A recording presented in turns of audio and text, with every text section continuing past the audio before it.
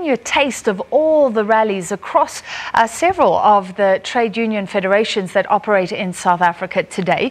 Let's take a more global view for an update of International Workers' Day celebrations in the United States. We cross live to our correspondent in Washington, Kate Fisher. Kate, how is International Workers' Day marked in the US?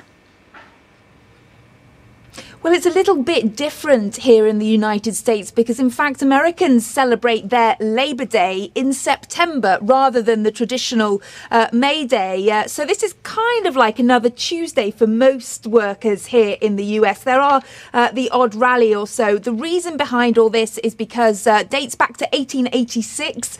It was the introduction of the 8-hour working day here in the United States, but some business owners weren't happy about it and refused to adopt it. That caused strikes and rallies. At one of those rallies, a bomb went off, killing 11 workers.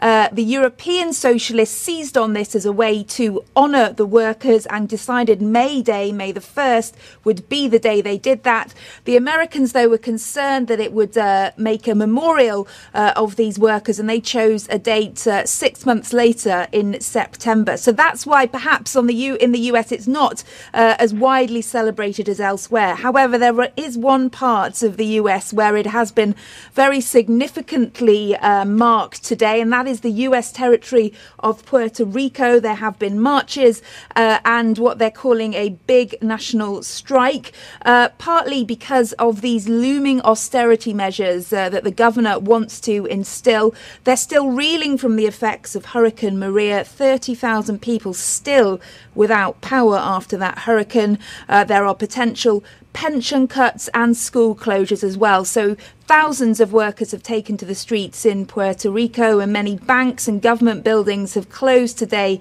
because of fears of violence in case those protests get a bit more ugly. But that is one part of the US where they're very much honouring Workers' Day and really hoping that their message is heard. All right, so significant in Puerto Rico, but elsewhere, many workers at work, and some of them, I see, Kate, are working to affect our steel imports. So this is about the tariffs that US President Donald Trump announced on imports coming into the US. So many countries were exempted, but I see, despite our best efforts, we are not.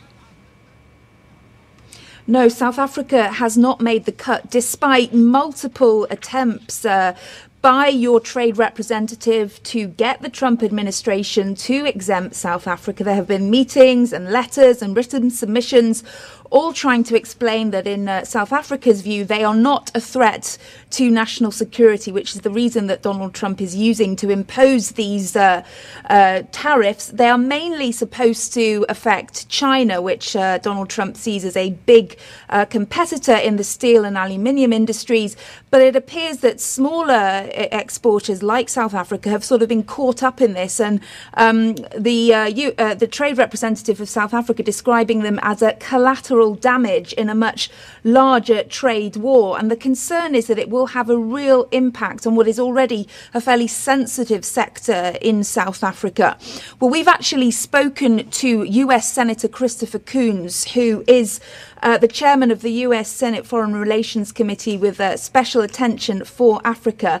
And he said, you know, it is a troubling side effect for South Africa, and he's doing all he can to raise it with the administration. I am concerned about that as I think, unintended consequence of President Trump's announced tariffs on steel and aluminum. And I've committed to the South Africans we met with, including the minister, that I would raise this issue with the administration. Because I think what our President Trump was principally focused on was U.S.-China trade imbalances, particularly in these two key metals. Ways in which that will impact South Africa's developing economy and South Africa's close and growing partnership with the United States were probably not taken into account when that decision was made. All right, thank you very much, Kate Fisher. Concern. You can close up for us, Kate. Go ahead. Okay. Now, I was just going to say that is the concern from some people on Congress here in the US. They see this as damaging not just for South Africa, but also for the US. This is a prime time for the US to reassert itself in South Africa with a new government in charge. They should be there investing from the beginning. So there is concern on Capitol Hill about the effect this will have. And the South Africans are urging anyone exporting steel to speak directly to their US customers to try to organise some kind of individual company exemption for this. All right, thank you so much. Kate Fisher reporting live from Washington, D.C.